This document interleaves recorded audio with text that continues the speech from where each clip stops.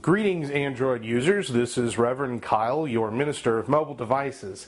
And I'm starting to do a series now on the Google Nexus 7 now that I have finally received mine. Along with my tablet, I also went ahead and purchased the case that they were offering on the Google Play Store alongside with the tablet when it was first pre-ordered. Now, I was a little hesitant to buy it because it is a $20 case, and I was afraid that buying the case would possibly hinder my ability to get my tablet on time.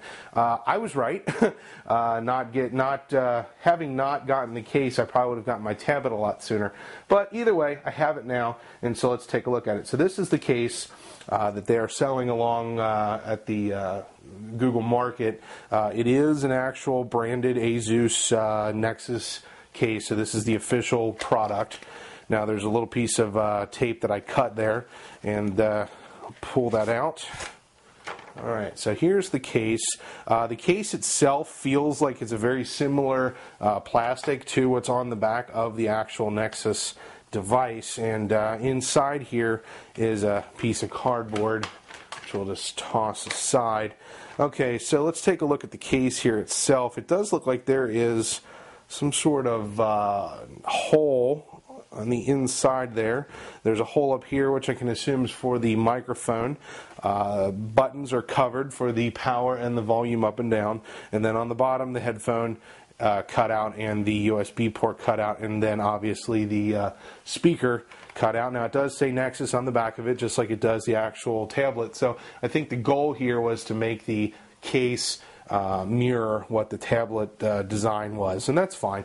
So let's take a look at how it fits in. It is a kind of snaps around the edges here, and what we end up with is a very tight fit. It's got a little bit of a looseness on the bottom down where the notches are, but that's to be expected.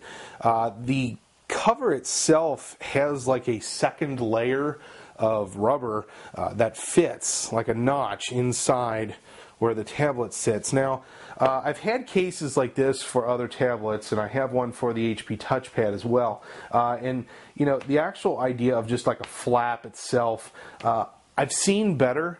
This case, in my opinion, is not a $20 case. I probably would have paid $9.99 for it.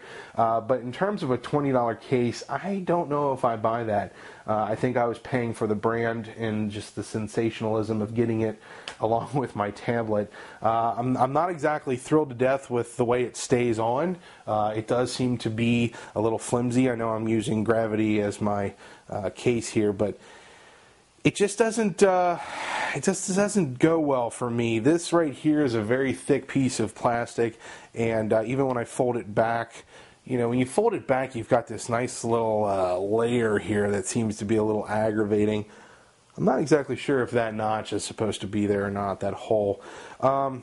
In terms of flimsiness, it is very rubbery. I mean, obviously it's going to be, and I don't know, it might work its way in over time. It might actually kind of become a little bit more in tune with the tablet itself. Looking at the notches themselves, it doesn't look like there's going to be a whole lot of problem here in terms of plugging in the USB cord.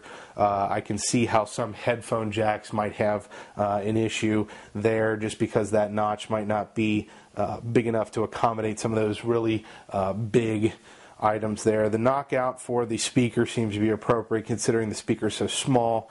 It's not that big of a deal. Weight-wise, it's a very lightweight. It doesn't add a lot of weight to it. So, I'm going to use it. Obviously, I bought it, so I'm going to use it. But it's just, I'll probably end up getting something else down the road.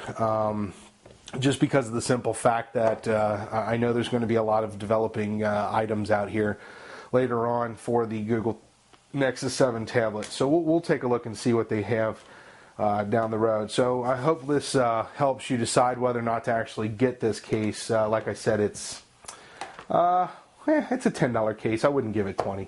And just to show you, to get it back out, it just pops out there. And so there we have it. Okay, well, this has been Reverend Kyle.